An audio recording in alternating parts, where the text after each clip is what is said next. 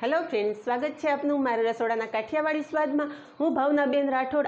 आज आपणे बनावशुं नवा स्वाद साथे घाटी मलाईदार खीर। आ खीर में आपणे खांडनो उपयोग नहीं करिए। खांडना उपयोग वगर, केसर वगर एकदम स्वादिष्ट घाटी अने मलाईदार खीर बनावशुं। तो विडियो पूरेपूरो जोजो अने विडियो पसंद आवे तो विडियो ने लाइक, शेर अने सब्सक्राइब करी पासे रहेलू बेल प्रेस करो, जेथी आवनारा नवा विडियो सौथी पहला आपने मळे। तो चालो बनावीए। मात्र 10 ज मिनिट में तैयार थई जती स्वादिष्ट खीर। आज आपणे खीर कुकर में बनावशुं। तो खीर बनावा माटे अहीं अमे गैस पर कुकर मूकेलुं छे। हजी आपणे गैस चालू करेलो नथी। तो खीर बिल्कुल उभराय नहीं एना माटेनी खास टिप्स। कुकर में आपणे थोड़ुं घी नाखशुं। कुकरना तळिये अने आजूबाजू सारी रीते घी आपणे लगावी लेशुं। आ रीते घी लगावाथी खीर बिल्कुल तळिये ચોંટશે नहीं।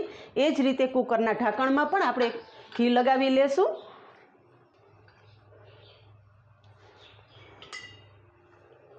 आ रीते ढांकणमां बधी बाजू सारी रीते घी लगावानुं छे, जेथी खीर बफावा टाइमे दूध बिल्कुल बहार नहीं निकळे। तो अहींया तमे जोई शको छो के कुकर में बधी बाजू में सारी रीते घी लगावी लीधुं छे। कुकरनुं ढांकण साइड पर राखी देशुं।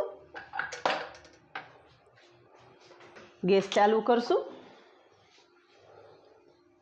अने अहींया 1/2 लीटर में फूल फेट दूध लीधेलुं छे।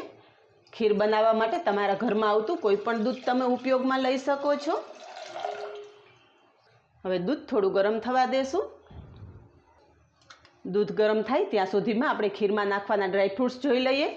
जेना माटे अहींया मैं मोटी साइजमां पिस्ता समारीने लीधा छे। ए ज रीते बदाम पण समारी लीधी छे, चारोળી लीधेली छे अने थोड़ा किसमिस लीधेला छे अने 12 થી 15 काजू पलाळीने लीधा छे। काजूनो आपणे आगळ उपयोग करशुं। दूध थोड़ुं गरम थई गयुं छे। अहींया 2 मोटी चमची भरी अने बासमती चोखा पलाળી लीधेला छे। चोखा पण तमारा घरमां वपराता कोईपण चोखा लई शको छो। तो अहींया पलाળી राखेला चोखामांथी 1 चमची चोखा हूँ अलग करी लઉં છું અને જે આપણે કાજુ પલાળીને રાખેલા છે એની સાથે આ ચોખા રાખી દઉં છું। બાકીના પલાળેલા ચોખા આપણે દૂધ સાથે મિક્સ કરી દઈશું અને ચોખાની સાથે જ ડ્રાયફ્રૂટ્સ પણ નાખી દઈશું, જેમાં બદામ,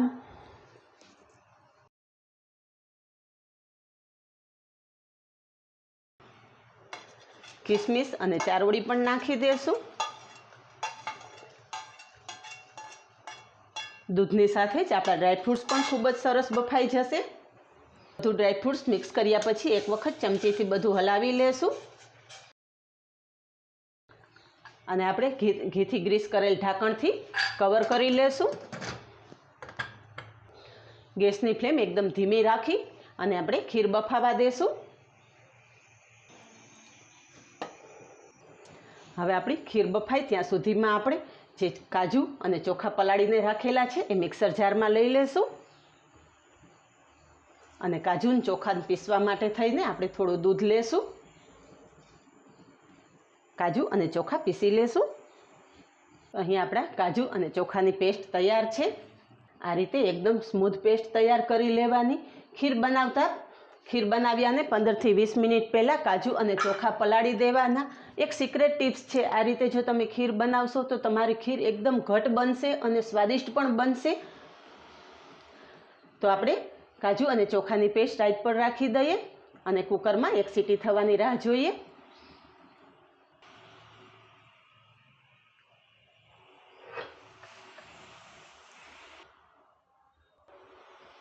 तो अहींया थोड़ी वार पछी आपणा कुकरमांथी हवा रिलीज थई गई छे।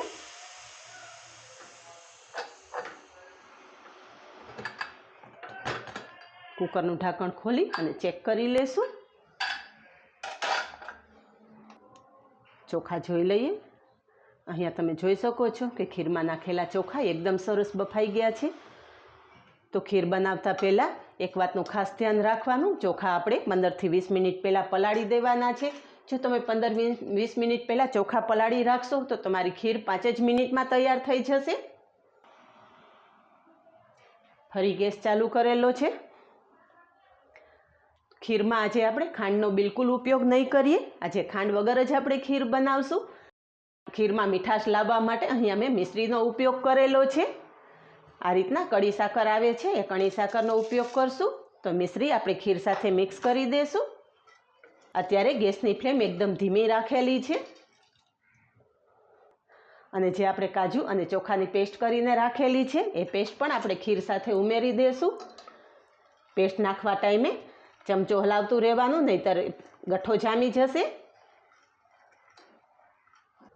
અહીંયા મિક્સર જારમાં થોડી પેસ્ટ ચોટેલી હતી, એને પણ વેસ્ટ નહીં કરતા આપણે થોડું દૂધ નાખી અને આ રીતે હલાવી અને મિક્સ કરી દઈશું.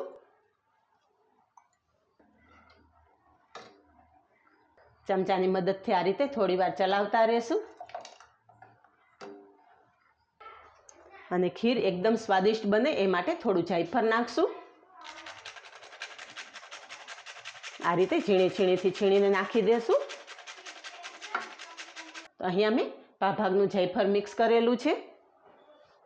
ખીરમાં જાયફળની સુગંધ બહુ સરસ આવે છે. તમે ઈચ્છો તો એલચી પાવડર નાખી શકો છો.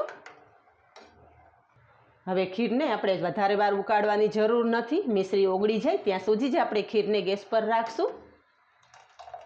તો અહીંયા તમે જોઈ શકો છો મિશ્રીની એક પણ કણી દેખાતી નથી. મીન્સ કે આપણી મિશ્રી ખીર સાથે એકદમ સરસ ઓગળી ગઈ છે.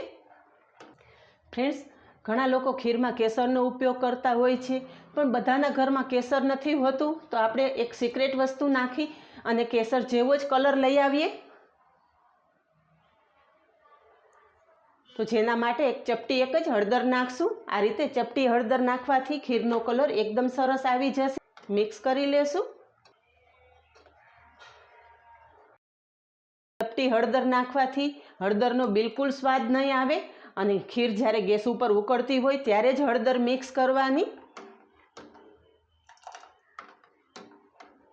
તો અહીંયા તમે જોઈ શકો છો કે ખીરનો એકદમ સરસ કલર આવી ગયો છે. તો ગેસની ફ્લેમ બંધ કરી દઈશું અને ખીર ઠંડી થયા પછી સર્વ કરશું. તમે જોઈ શકો છો કે ખીર ઠંડી થતાં વધારે ઘાટી થઈ ગઈ છે.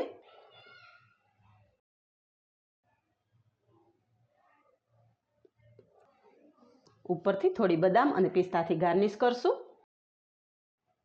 તો તૈયાર છે. માત્ર 10 જ મિનિટમાં તૈયાર થઈ જતી ખીર.